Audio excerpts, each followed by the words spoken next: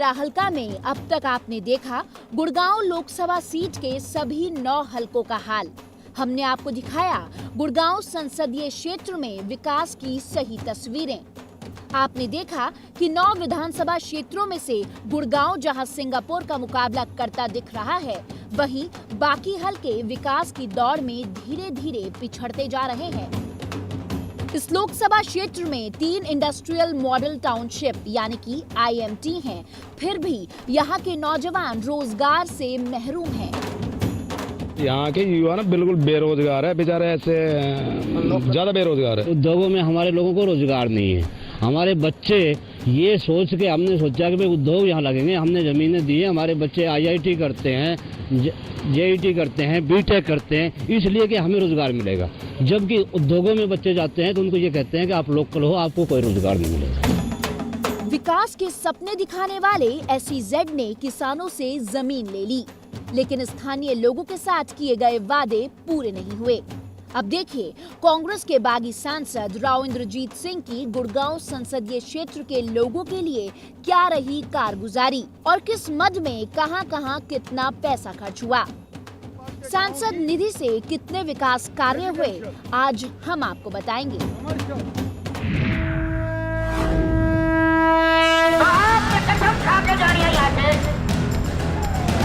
सरकार उसकी बनेगी।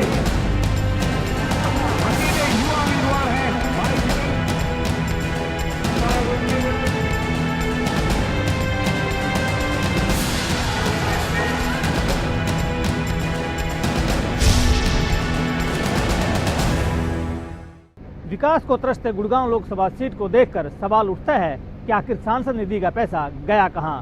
तो आइए आपको दिखाते हैं गुड़गांव लोकसभा सीट के सभी हलकों पर सांसद महोदय ने MP लेड का पैसा कितना और किन चीजों पर खर्च किया। मैं BJP के अंदर 13 तारीख को शामिल होने जा रहा हूं।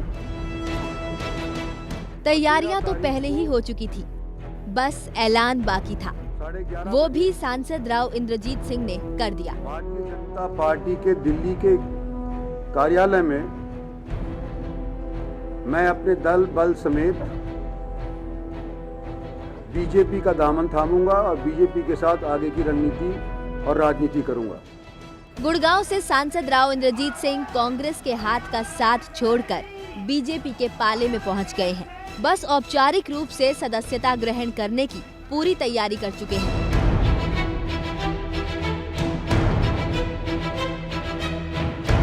दक्षिण हरियाणा की राजनीति का बड़ा नाम रहा है राव बीरेंद्र सिंह, और अपने पिता की सियासत को बढ़ाते हुए राव इंद्रजीत गुड़गांव संसदीय क्षेत्र की नुमाइंदगी कर रहे हैं।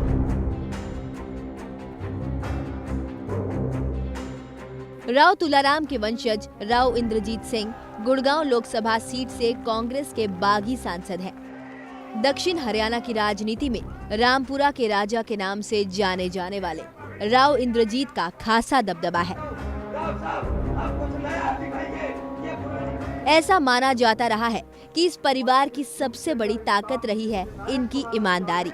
राव इंद्रजीत 3 बार सांसद रह चुके हैं और 1 बार केंद्र में मंत्री। अपने तमाम कार्यकाल में कभी भी इन पर भ्रष्टाचार का कोई भी आरोप नहीं लगा और इनकी छवि हमेशा बेदाग रही है। शायद यही वजह रही कि आज तक जनता का इन्हें साथ मिलता रहा और ये अपने विरोधियों पर भारी पड़े।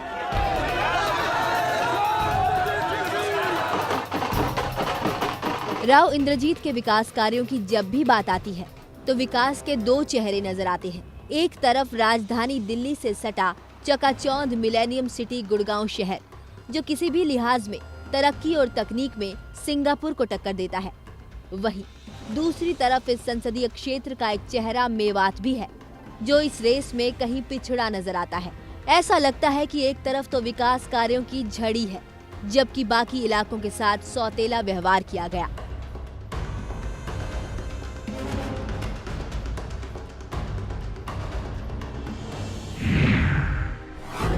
अब ना ये सब वोटों के लिए कर रहे हैं, वैसे ऐसे कुछ नहीं है कि यहाँ के सांसद नाराज है, यहाँ की जनता को ये कोई ऐसी कोई विशेष वो नहीं है। यहाँ तो कोई विशेष यहाँ पे प्रोग्रेस नहीं है। सांसद और विधायक तो आके ना देखे, कदे आके ना देख रहा, कहाँ रहते वो तो पता ही नहीं अपने कहाँ। और काम की रही बात, ये उरे तो कोई काम नहीं आ, तो फैक्ट्री आ रही बस, और कुछ न लेना। यूं तो विकास के दो चेहरे ये बताने के लिए काफी है कि इस लोकसभा क्षेत्र के सांसद ने विकास कार्य में कहीं न कहीं फर्क किया है।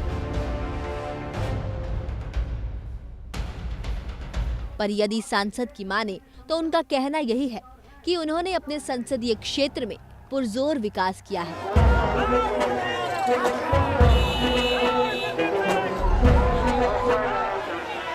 राव इंद्रजीत का दावा है कि उन्होंने अपने संसदीय क्षेत्र में कई विकास कार्य करवाए हैं और इन्हीं विकास कार्यों के दम पर उन्हें उम्मीद है कि जनता उन्हें पार्टी के आधार पर नहीं बल्कि उनके काम के आधार पर एक बार फिर जीत दिलवाएगी। आगे बढ़ने से पहले एक नजर डालते हैं राव इंद्रजीत के विकास कार्यों की फेहरिस्त पर। फर्रुख नगर के लिए 1 करोड़ 35 लाख की घोषणाएं हुई, जिसमें से 98 लाख रुपए ग्राम पंचायत और सड़क के लिए खर्च किए गए। गुड़गांव में 1 करोड़ 35 लाख की घोषणाएं हुई, जिसमें से 86 लाख रुपए इलाके की सड़क, पानी और सीवर के काम के लिए खर्च किए गए। वहीं पटौदी के लिए 3 करोड़ 30 लाख की घोषणा की गई। इसमें से 2 करोड़ 22 लाख रुपए ग्राम पंचायत के विकास के लिए खर्च किए गए। इसके साथ ही इसमें पानी की व्यवस्था के साथ साथ सड़क निर्माण कार्य भी किया गया। उधर सोहना के लिए 1 करोड़ 31 लाख रुपए घोषित किए गए, जिसमें से 1 करोड़ 6 लाख ही मंजूर हुए। ये रकम सड़क निर्माण, पानी की व्यवस्था और सीवर के काम के लिए खर्च की गई।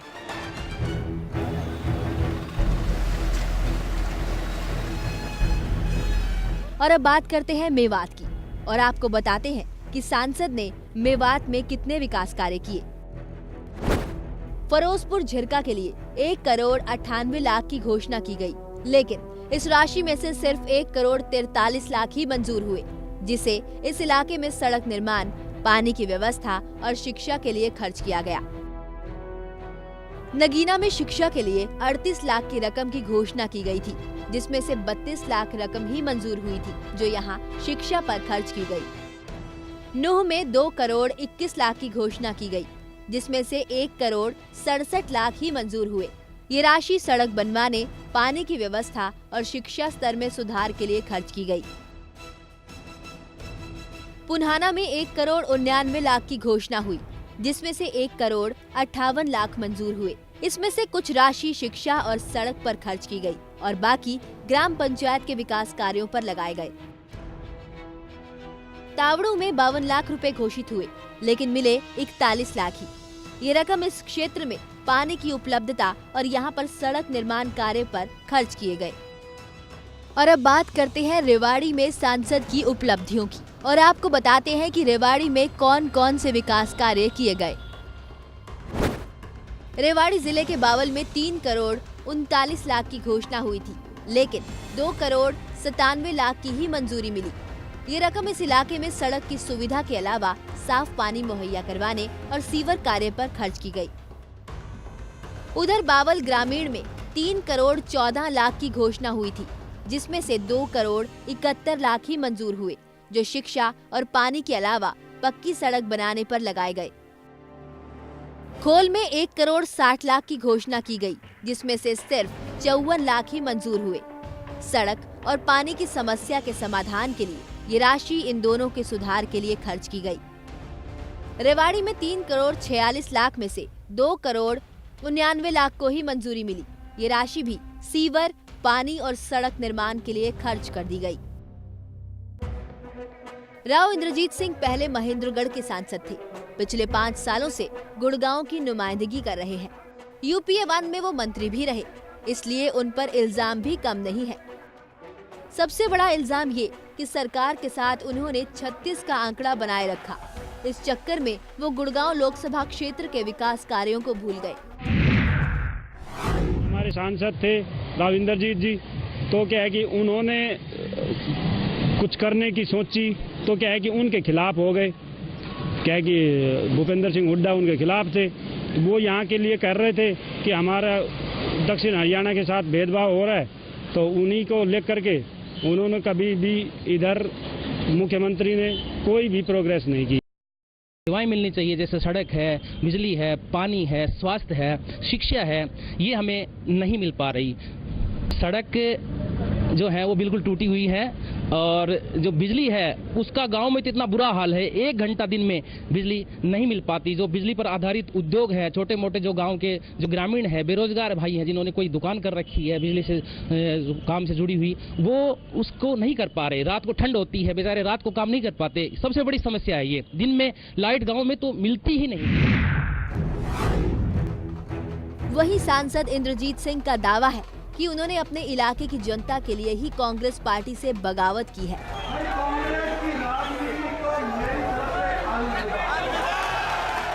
विकास के मुद्दों पर ही सरकार से उनकी लड़ाई रही है, लेकिन उन्हें उम्मीद है कि जनता उनके साथ है, तभी उन्हें हमेशा मौका देती रही है और आगे भी देती रहेगी।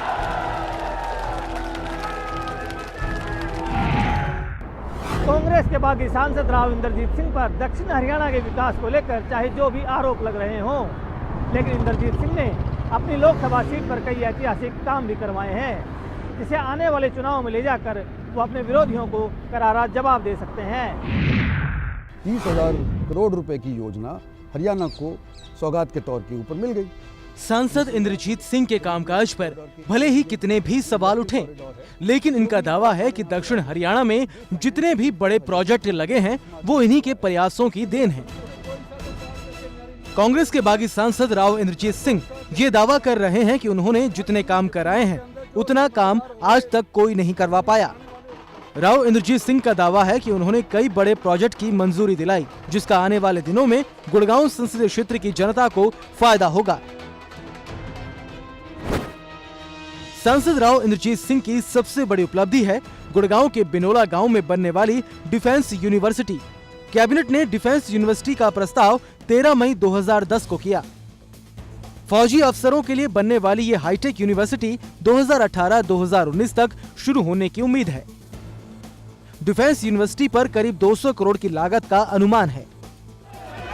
राव इंद्रजीत सिंह के मुताबिक देश की पहली डिफेंस यूनिवर्सिटी का असली हकदार अहिरवाल क्षेत्र ही है, क्योंकि इस इलाके के सबसे ज्यादा नौजवान फौज में भर्ती होकर सरहदों की हिफाजत कर रहे हैं। घर घर से जवान भारतीय सेना में रहकर देश की सेवा कर रहे हैं। देश की पहली डिफेंस यूनिवर्सिटी इस इलाके में आने से लोगों को फायदा मिलेगा। गुड़गांव लोकसभा क्षेत्र के रेवाड़ी में बनेगा सैनिक स्कूल। टप्पाखोरी गांव में बनने वाला ये हरियाणा का दूसरा सैनिक स्कूल होगा। हरियाणा के गठन के बाद पिछले 47 सालों में ये पहला मौका है जब हरियाणा में कोई सैनिक स्कूल खुलने जा रहा है। राव इंद्रजीत सिंह का दावा है कि ये उनकी कोशिशों का ही नतीजा है जो अहिरवाल में सैनिक स्कूल की मंजूरी मिली। इससे इलाके के बच्चों को काफी फायदा होगा। डिफेंस यूनिवर्सिटी जो गुड़गांव के अंदर दी गई है, जो विश्व की तीसरी और एशिया की दूसरी और इंडिया की पहली डिफेंस यूनिवर्सिटी अगर गुड़गांव के अंदर आई है तो मेरा योगदान मैं मानता हूँ। मैं उस वक्त राज्य मंत्री डिफेंस के अंदर था। गुड़गांव के सांसद इंद्रजीत के मुताबिक उनकी एक और उपलब्धि है western dedicated rail freight corridor. पहले ये कॉरिडोर यूपी के रास्ते गुजरात तक बनना था, लेकिन अब ये दादरी से शुरू होकर नारनौल और गुड़गांव होते हुए गुजरात के रास्ते मुंबई तक बनवाया जाएगा। करीब 30,000 करोड़ की लागत से बनने वाले डेडिकेटेड फ्राइट कॉरिडोर से दक्षिण हरियाणा की तरक्की को नई रफ्तार मिल सकती है। सांसद इंद्रजीत सिंह मानते हैं कि ये सौगात उनके प्रयासों की वजह से ही यूपी की जगह हरियाणा को मिल पाया है। यूपी वाली योजना रद्द होकर के और ये हरियाणा के माध्यम से 30,000 करोड़ रुपए की योजना हरियाणा को सौगात के तौर के ऊपर मिल गई, जिससे ये आपके डेडिकेटेड कॉरिडोर के इर्द गिर्द जो इंडस्ट्रियल कॉरिडोर है सो भी वो हमारे यहाँ पे आ गया। सांसद राव इंद्रजीत सिंह का दावा है कि केंद्र सरकार ने महेंद्रगढ़ में एक सेंट्रल यूनिवर्सिटी को मंजूरी दी है। सेंट्रल यूनिवर्सिटी को दक्षिण हरियाणा में लाने के लिए उन्होंने संसद के अंदर और संसद के बाहर पुरजोर आवाज उठाई थी। राव इंद्रजीत सिंह का दावा है कि इसके लिए उन्होंने तत्कालीन मानव संसाधन विकास मंत्री अर्जुन सिंह से कई मुलाकातें की थी। सेंट्रल यूनिवर्सिटी मेरा योगदान, अगर मैं नहीं कहता अर्जुन सिंह जी से, ये रोहतक जाती। अगर कैबिनेट में ये पास नहीं होता कि सेंट्रल यूनिवर्सिटी वहीं दी जाएगी जहाँ पर प्रांतीय यूनिवर्सिटी ना हो, अगर ये पारित नहीं होता केंद्र की कैबिनेट के अंदर, तो शायद ये जाट पाली वाली यूनिवर्सिटी आज रोहतक के अंदर बैठी होती।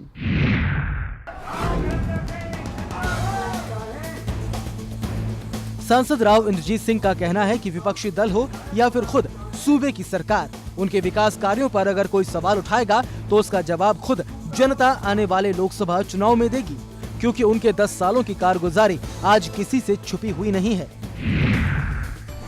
मैंने तो कह दिया मुख्यमंत्री जी को कि भाई आप कहते हो कि आपने समान विकास किया है और हम कहते हैं कि आपने समान विकास नहीं करवाया, तो फैसला प्रजातंत्र में कौन करेगा? आप गुड़गांव से इलेक्शन लड़ लो, मैं एमपी छोड़ देता हूँ, आप चीफ मिनिस्ट्री छोड़ दो, जनता फैसला कर देगी। सांसद महोदय अपनी कारगुजारी को लेकर चाहे लाख दावे करें, लेकिन हकीकत यही है कि कुछ चंद प्रोजेक्टों को छोड़ दें तो वो गुटबाजी और कांग्रेस से बगावत के चलते अपने संसदीय क्षेत्र में राव इंद्रजीत सिंह कोई बड़े काम नहीं करवा पाए। ऐसे में इनके दावों को जनता किस तरह से लेती है, ये आने वाला वक्त बताएगा। गुड़गांव लोकसभा सीट पर विकास न होने का सबसे बड़ा कारण रहा गुटबाजी। एक तरफ जहां सांसद राव इंद्रजीत सिंह ने बागी तेवर दिखाते हुए कांग्रेस से किनारा कर लिया, तो दूसरी तरफ सूबे के मुख्यमंत्री भूपेंद्र सिंह हुड्डा ने भी गुड़गांव लोकसभा सीट पर कोई खास ध्यान नहीं दिया। हर जगह से सहयोग मिल रहा है, मैं उसके आधार पर कह सकता हूँ 10 की 10 सीट कांग्रेस पार्टी जीतेगी। कभी हरियाणा लोकसभा की सभी 10 सीटें जीतने का दावा करने वाले सूबे के मुख्यमंत्री भूपेंद्र सिंह हुड्डा और गुड़गांव लोकसभा सीट से सांसद राव इंद्रजीत एक मंच से कुछ ऐसे ही दहाड़ लगाते थे और विरोधियों को अपनी एकजुटता दिखाकर उनके सारे आरोपों का जवाब देते थे। 35 साल का अनुभव मुझे भी है। अगर आप लोग चाहें और इस युद्ध के लिए और इंसाफ के लिए मुझे नायक बनाना चाहें, यूं कहो कि आगे 1 साल के लिए संघर्ष करने के लिए तैयार हैं, यूं चाहें 14 की लड़ाई लड़ने के लिए तैयार हैं। भूपेंद्र सिंह हुड्डा, राव इंद्रजीत, 36 बिरादरी एक होके सारे भाई बहन मिलके ज्यादा से ज्यादा वोटों से यहाँ हमारे भाई इंद्रजीत सिंह को यहाँ से जिता कर भेजें लोकसभा में।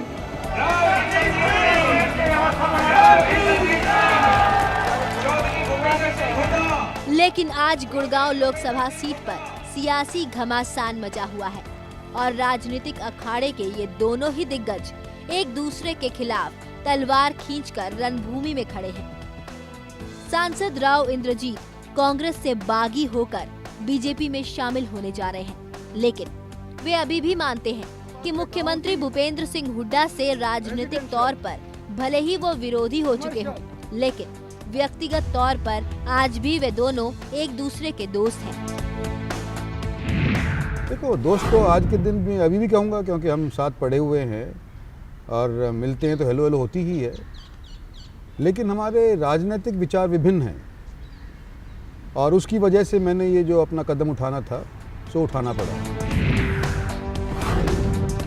लेकिन राव इंद्रजीत सिंह की ये दोस्ती वाली बातें हजम करने वाली नहीं है, क्योंकि जिस तरह से आज वे कांग्रेस के खिलाफ मोर्चा खोलकर बैठे हुए हैं, उसमें उनके सीधे निशाने पर आज कोई और नहीं बल्कि खुद मुख्यमंत्री हुड्डा ही है। सरकार की नीति है कि जिस जमींदार की जाएगी जमीन उसको प्लॉट मिलेगा।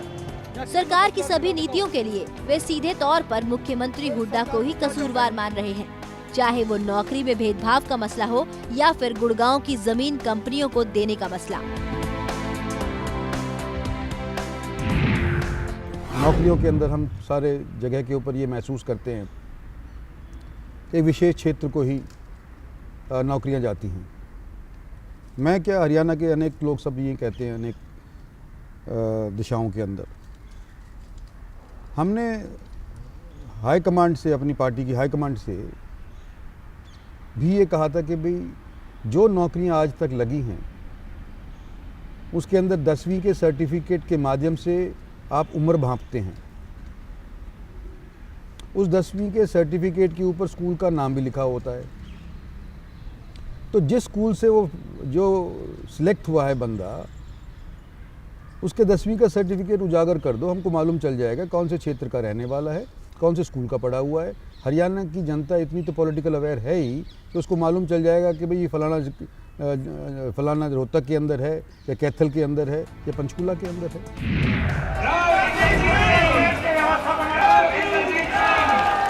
हालांकि सांसद राव इंद्रजीत सिंह के इस दावे का विपक्षी इंडियन नेशनल लोकदल भी समर्थन कर रहा है, लेकिन इनेलो का कहना है कि कांग्रेस से बागी हुए सांसद राव इंद्रजीत सिंह उन्हीं मुद्दों को उठा रहे हैं जिन मुद्दों को विपक्ष अरसे से उठाता आ रहा है। पिछले 1-1.5 साल का अरसे की बात हम खास तौर पे करें तो राव इंद्रजीत सिंह जी ने लगभग वही भाषा बोली है जो हम लोग काफी लंबे अरसे से बोल रहे थे।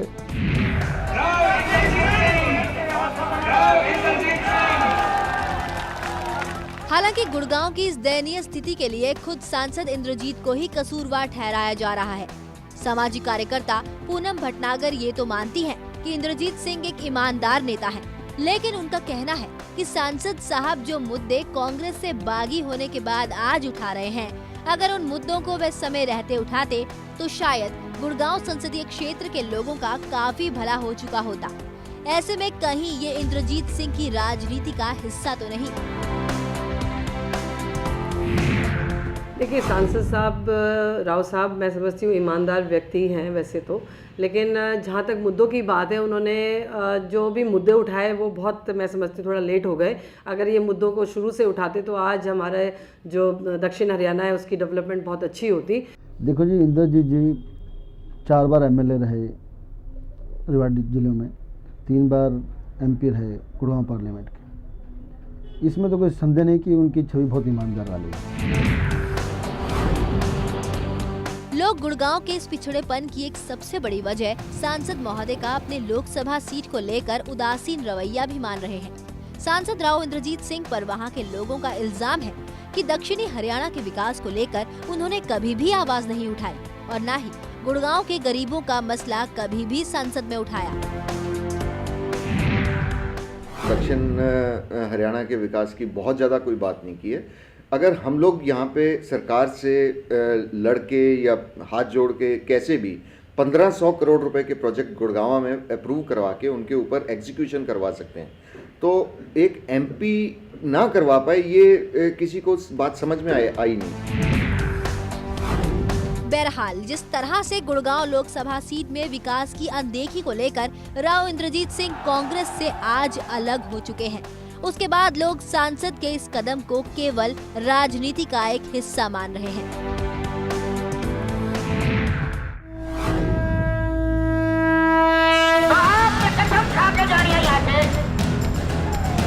सरकार उसकी बनेगी।